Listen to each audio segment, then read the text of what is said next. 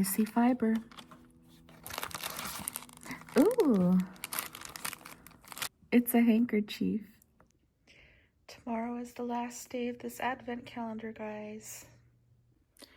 Don't mind all my pimple patches, but I have to do something. This is ridiculous. But I am trying a perfume sample that I ordered from Twisted Lily. It is Giardini Toscana Bianco Latte. Apparently this is really viral, but I ordered it because of the Perfumerism, that's her name, channel.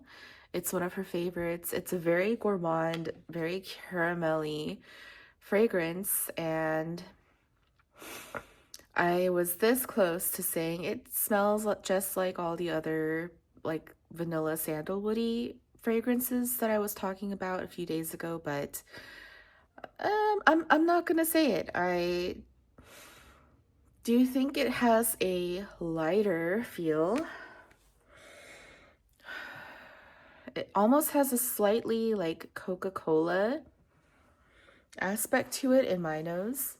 However, another weird thing happened. It's been a week now since we've had tofu, and yesterday in like the late afternoon, all of a sudden I got this overwhelming smell of ammonia in the whole house. And at first, like, I wasn't sure if it was ammonia. I was wondering if it was maybe like my oven for being on so hot so long for the prime rib roast. But no, it was definitely like from the litter box, and it probably was like the cat pee pad that we're supposed to change out once a week, and it was just the end of the week.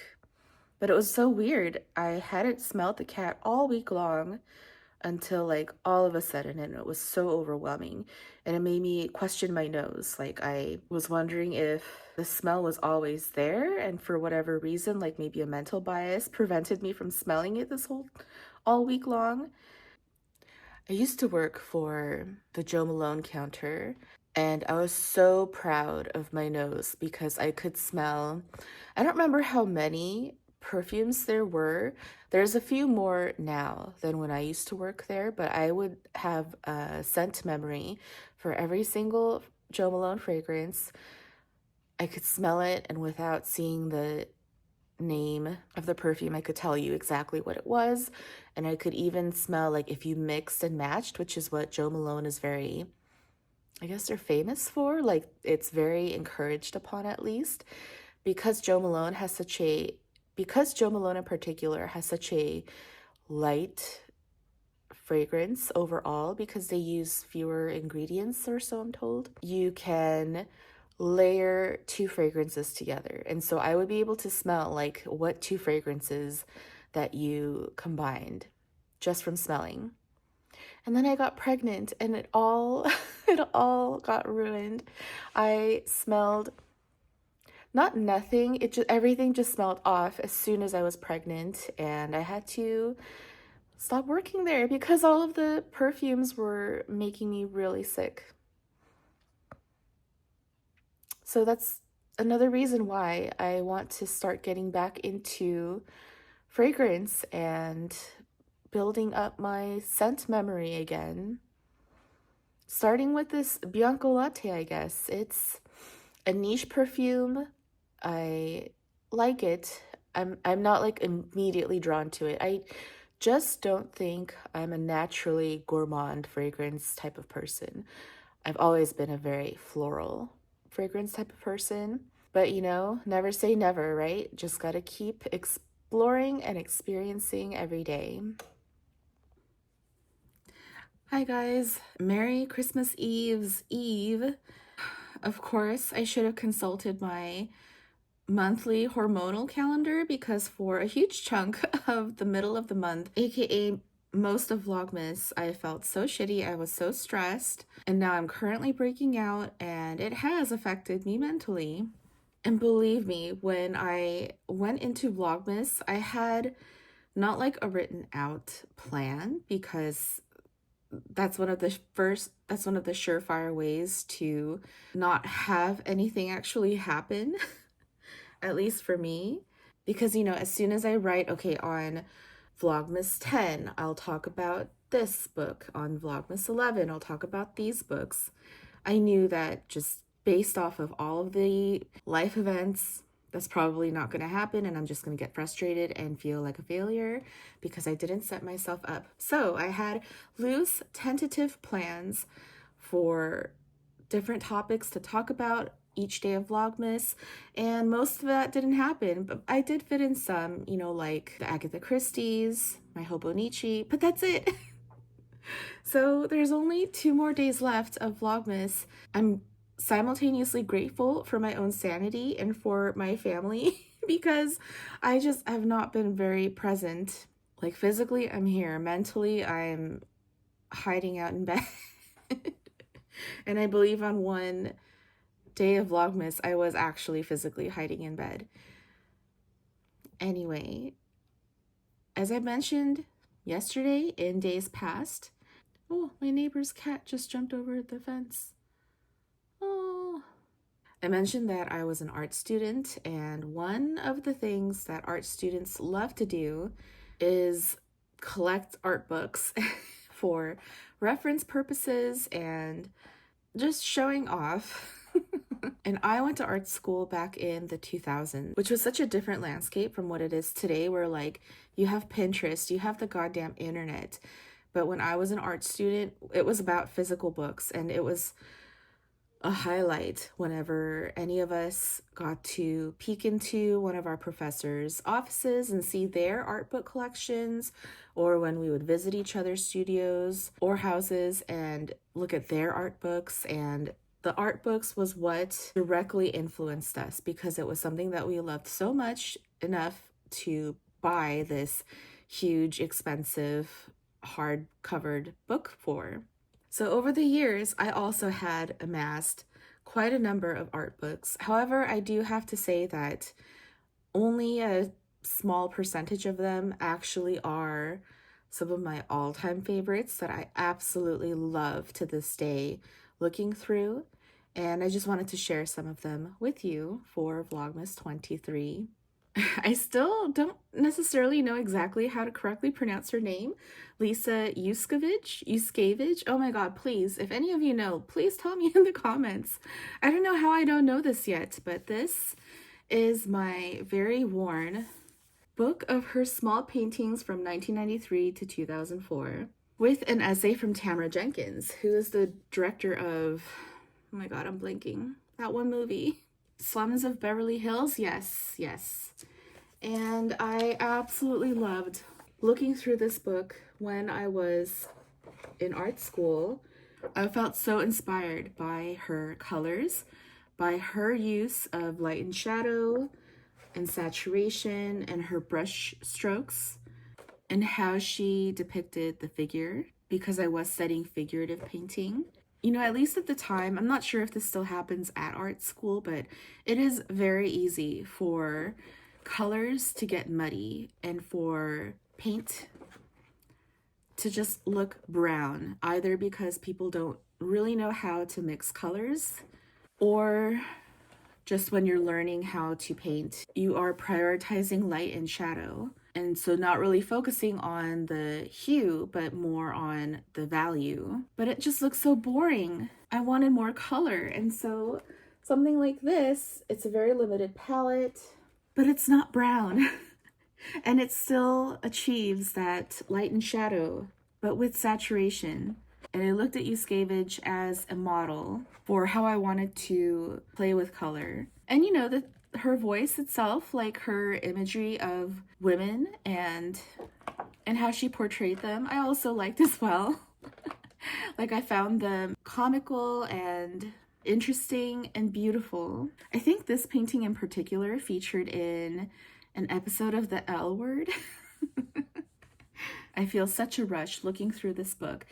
And please take note that I have not once yet mentioned tits or anything of the kind, because even though that's what the, subject matter may be, it's not at all what she's talking about, and that messaging I still take to this day.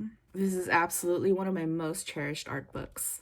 Another absolutely prized art book of mine is Hot Banana Fudge by Aya Takano, which is You know, I'm not exactly sure what this book is, actually. I just know it's published by the Takashi Murakami Kaikai Kiki label group. Ooh, I have a 2009 LACMA admission ticket inside. But overall, my life with cats is forever going to just be constant distractions. But overall, I just was so mesmerized by the use of mixed media. And this is all in Japanese. It's a picture book, so it's not much writing except for Takano's own handwriting, which I also loved, part of that mixed media. But according to the dates, they're all from like 1999, like from the 1990s to 2000, I think, maybe 2001. And I love, again, her use of color, her line work, the way that she portrays the female body and girls and girl life. I loved her pen and ink drawings. I was so inspired by them at how evocative they are. But I also just really enjoyed her imagination and how much she just lets loose. She's probably the artist who had influenced me the most in my artwork as an art student.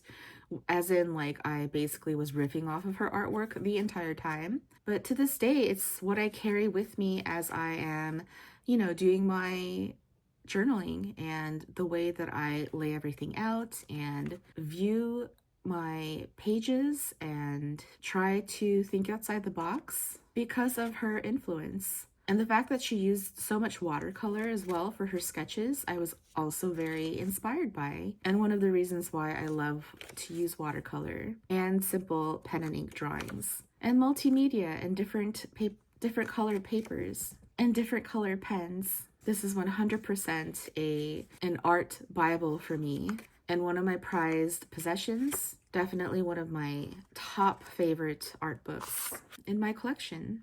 Don't laugh at me, but I would be remiss if I didn't include the manga series Nana by Yazawa. Oh, this is going to be interesting to flip through because it's going backwards. But to this day, because I've been so spoiled in my formative years with Yazawa's art, I cannot take seriously any other manga art that's not this maximalist, that's not this gorgeously detailed and is so referential. Her use of incorporating Vivienne Westwood fashion into the costuming of this series, of the whole like 2000s gyaru style that she used for Nana Komatsu's art, personal style, and the way that she drew hair or lack of hair.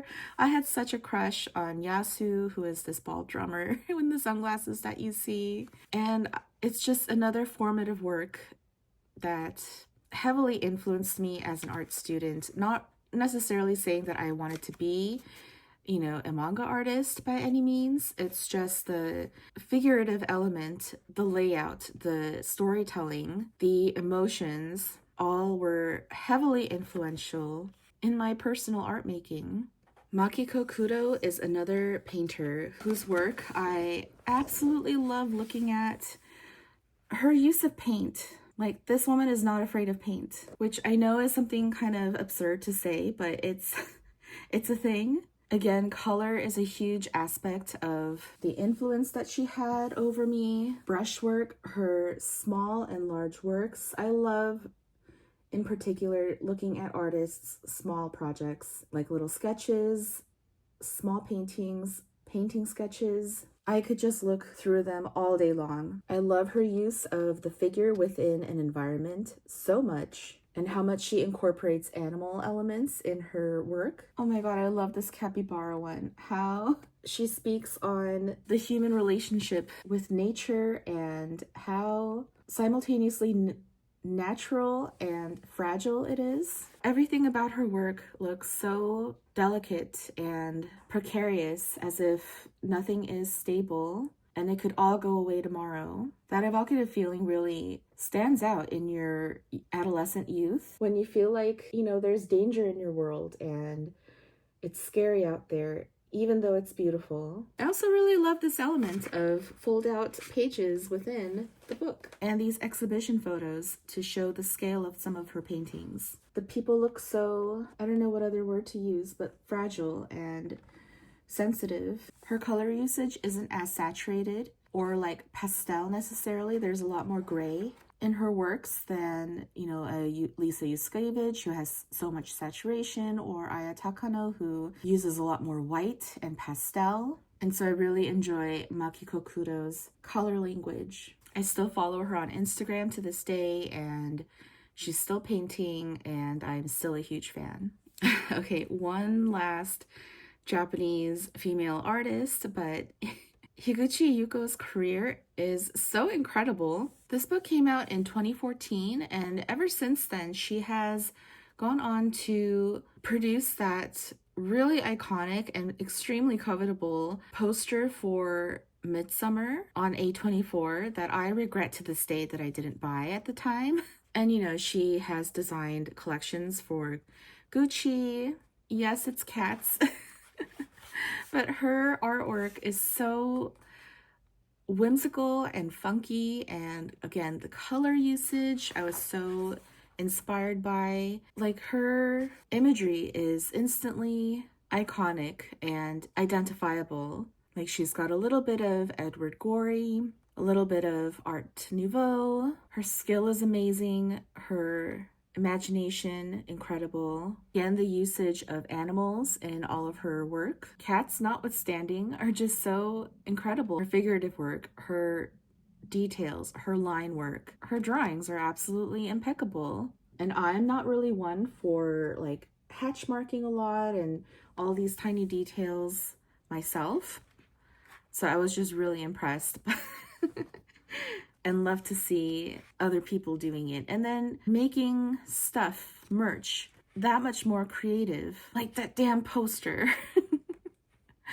And yeah, she's definitely another influential artist whose works I am always going to be interested in throughout her career. She just makes me want to pick up a pen and draw. The creativity, I mean, come on. Like, this maximalist energy, please. I have this edition of Egon Schiele's drawings and watercolors, and I'm not gonna lie to you, I didn't really read this book from cover to cover. I really just used it as a reference book because the images are quality, like color reproductions, which isn't always the case in a lot of art books, especially for his drawings that are on these like butcher paper brown. That's hard to replicate. For figurative art, Egon Schiele is not one to miss and must be studied. The way that he depicted the body, especially in his watercolors for me personally, because I feel like it just shows more of his very, very interesting and singular line work. Again, notice that I'm not mentioning at all any of the actual subject matter because it's not really the point. It's not really the nudity is not really the thing to talk about here. It is much more about the emotions, the precarity of space, how fragile the human body can be. There is no environment other than the object itself, and the object is precarious to begin with. Like, it's murky, it's unstable. I love when line does all the talking and you can just immediately feel all the emotions from it. This is one of my favorites. One of an art student's banes of existence is drawing hands, and the way that Schiele conveys and articulates the body, hands in particular, must be studied. This book was school. Oh my gosh, how gestural. This must have been done as like a quick sketch. It's a crayon drawing. Oh my god, I should actually sit down and read this one day instead of just pour through the pictures. One of my all-time favorite painters is Fernando Botero, and I have this book, Botero Paintings and Drawings. Again, it's figurative art. This book has a little bit more on his personal history, but most importantly, it has color reproductions. I don't think that they're the best. I've seen a couple Botero paintings in real life at museums, and the color is just not this dull. It isn't as, it's not like it's, you know, like a technicolor saturation by any means, but that's what I mean by an art book especially, the quality of the art reproductions is so important. However, this book still provided me tastes of Botero's work as like an overarching career survey, and I loved the way that he articulated people and the figure and the humor, the color, whether it be a person and how it can be translated, whether it be a human being or a piece of fruit. It's all still in his same voice. I love it when musicians do covers of songs. I love it when artists do covers of paintings. But any Botero painting that I see has, at the very least, oodles of charm. I don't think there's a single Botero painting that I dislike, because really it's the man himself, his own personality that he's exuding in his work. And that's what I find fascinating about art, because ultimately it's about people, the person who created the art.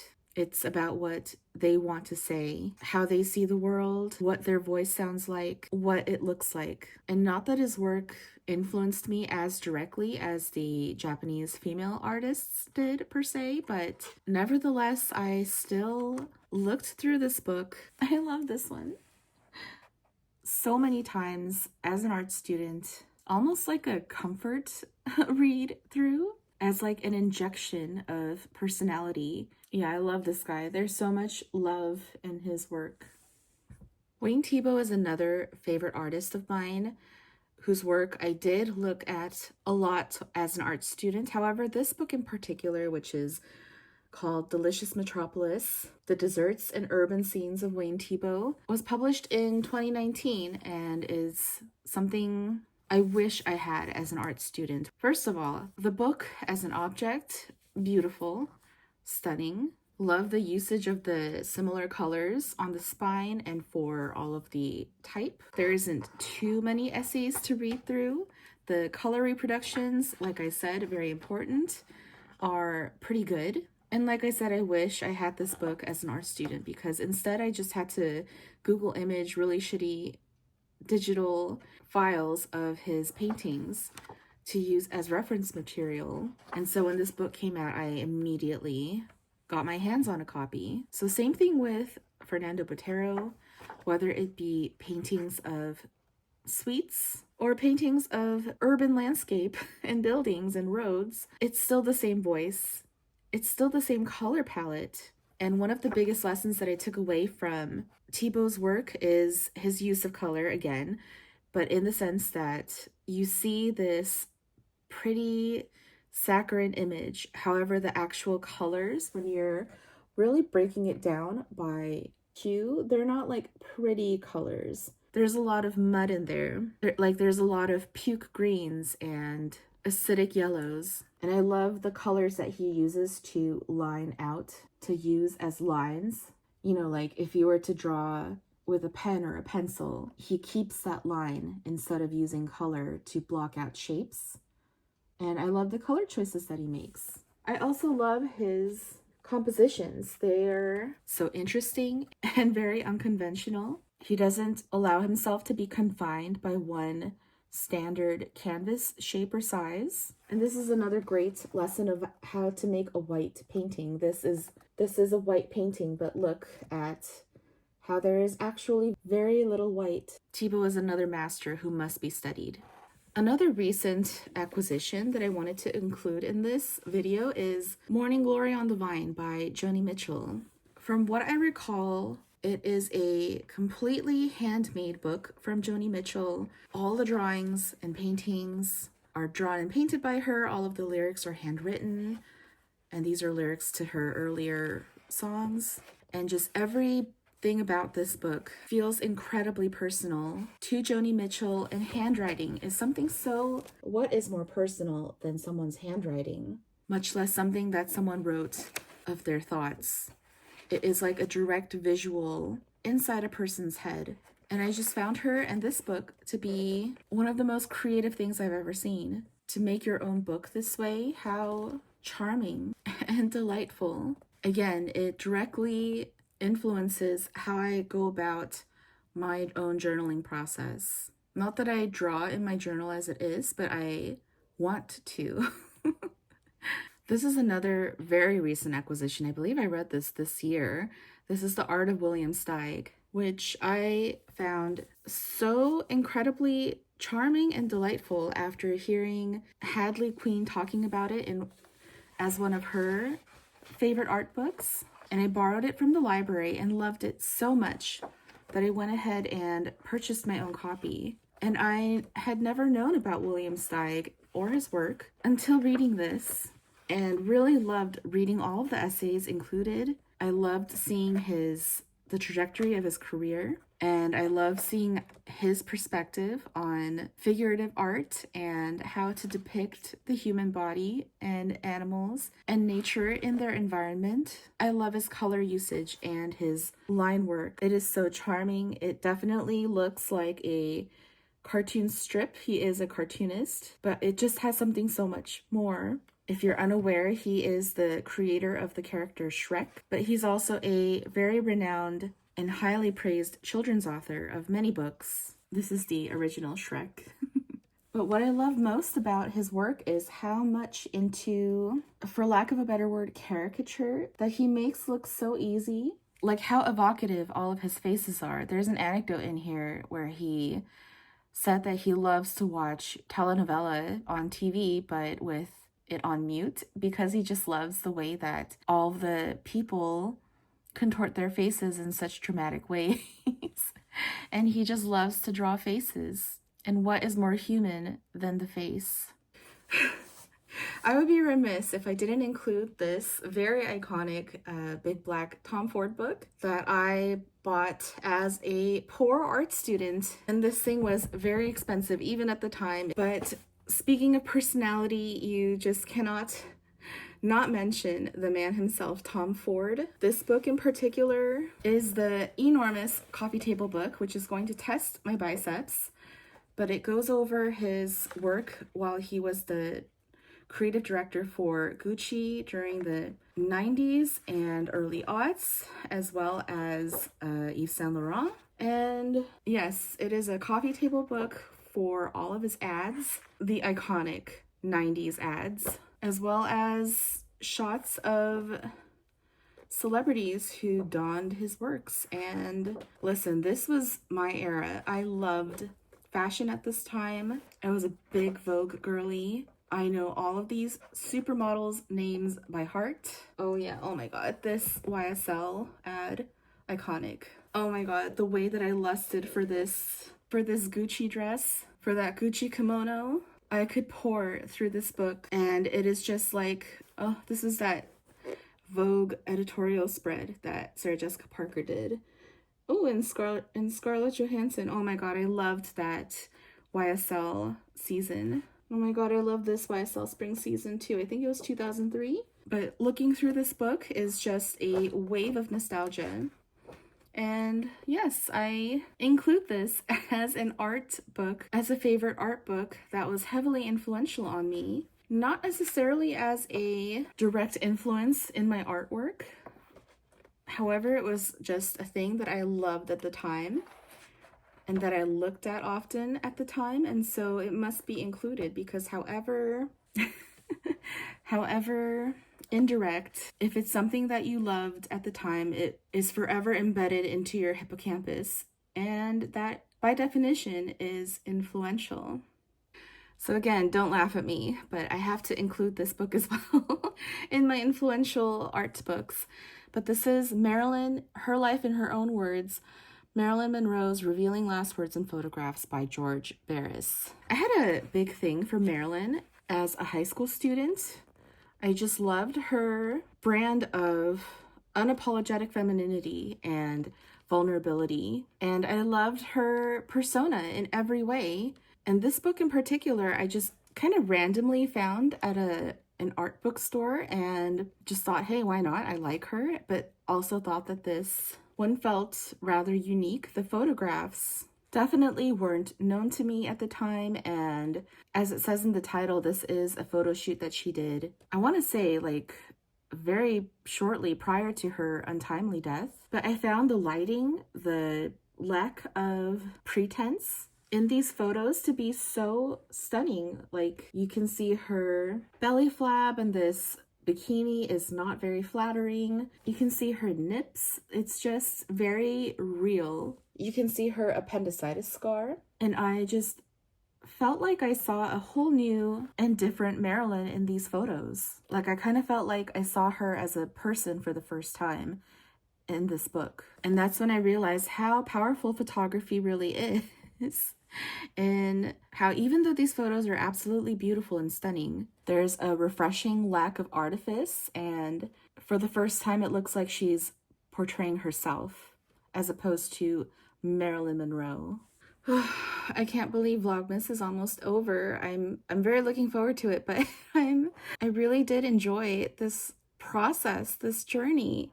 However hard it was, daily uploading is no joke, but it did feel really nice being able to share what I did and how well it was received. And yeah, tomorrow is the last day. I can't believe it. We're already here. I still have some presents left to wrap. And I still have so many people to see. So in that sense, like, it is time that we start winding down. But I just want to preemptively say thank you so much for hanging out with me all month. That was kind of a weird ride. But I guess what else can we expect from the strange beast that is December, the last month of the year? So thank you for watching. I'll see you tomorrow.